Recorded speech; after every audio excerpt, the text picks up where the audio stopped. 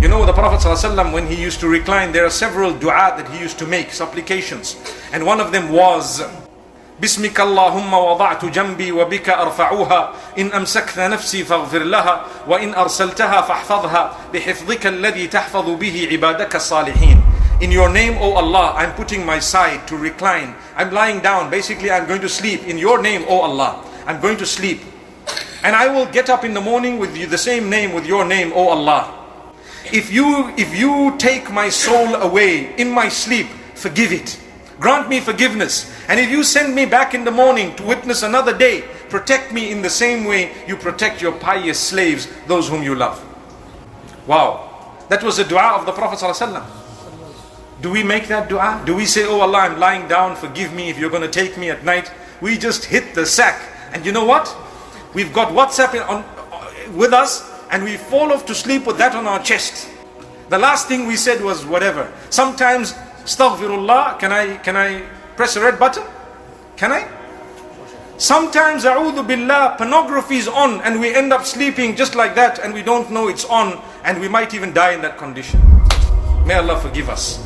May Allah never let that happen. It does not help you. Use technology wisely. If you've made mistakes, be strong. Today is the day you're going to say, enough of that. I'm throwing it out for the sake of Allah. So the day that I die, Allah knows that I gave it up only for Him. You know, when someone forwards you a dirty message, everyone gets excited. They know 5 or 10 of their friends who will appreciate those dirty messages. So they'll send them to a selected few. They won't send them to the sheikh down the street. Why? They know he won't appreciate it. You'll be surprised. May Allah forgive us. But, yeah, you know, it's like the astaghfirullah. Can I tell you? They say there was this guy who visited one of the countries where people move around semi-nude, right?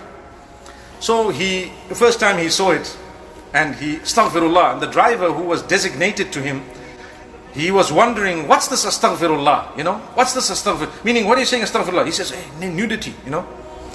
So, he got there the next day, he says, the same thing happened. They passed someone, he looked down, astaghfirullah.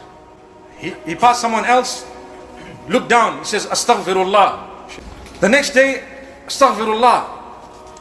And so, the brother, he knew that now if there's something that I'm not supposed to be looking at, then I got to say astaghfirullah loudly and I got to look down.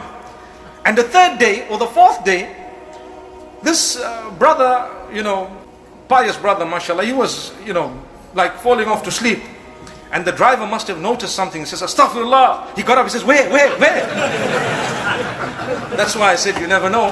May Allah forgive us. May Allah forgive us.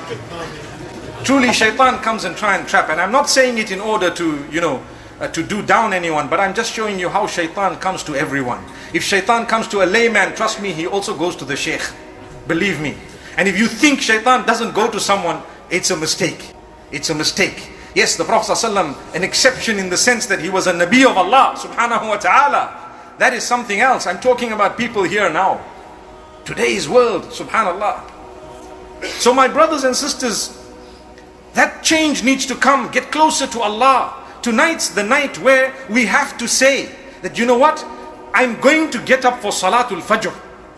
If you have achieved one thing tonight, Saddiqni, believe me, we were successful here tonight.